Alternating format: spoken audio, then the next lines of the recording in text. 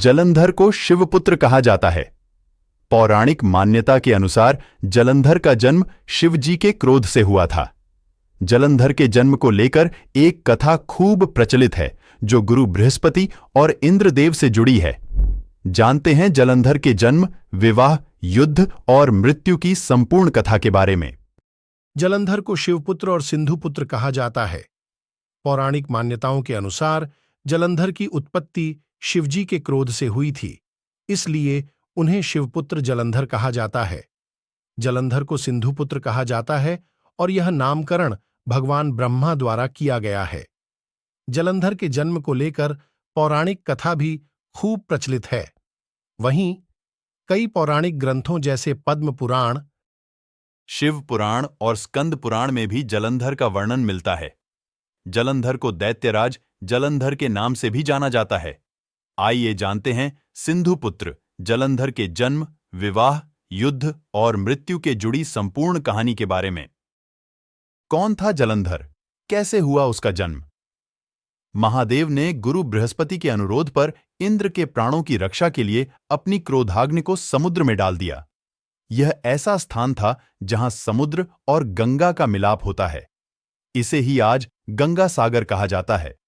शिवजी के क्रोधाग्नि से समुद्र से एक बालक की उत्पत्ति हुई। बालक के रोने की ध्वनि इतनी तेज थी कि इसे सुनकर संपूर्ण संसार बहरा हो गया। तब सभी देवता ब्रह्मा जी के पास पहुंचे। ब्रह्मा जी भी बालक की ध्वनि को सुनकर समुद्र के पास पहुंचे और उन्होंने बालक को गोद में उठा लिया। बालक ब्रह्मा जी की गोद से लिपट गया और रोने लगा। यह देख ब्रह्मा जी की आंखों में आंसू आ गए। ब्रह्मा जी द्वारा बालक का नामकरण किया गया। ब्रह्मा जी ने बालक का नाम सिंधुपुत्र जलंधर रखा। इसके बाद शुक्राचार्य को बुलाकर जलंधर का राज्याभिषेक भी कराए। जलंधर का विवाह वृंदा के साथ हुआ।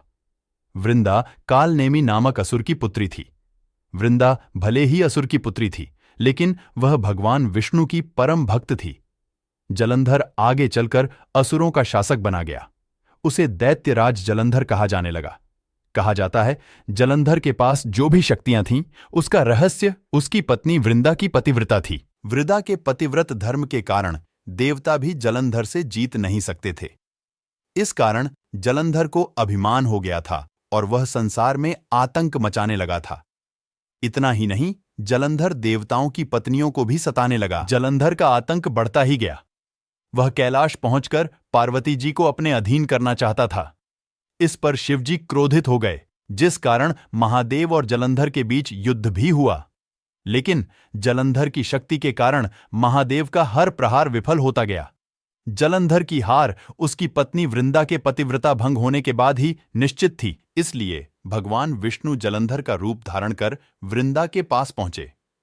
वृंदा को लगा कि ये जलंधर है।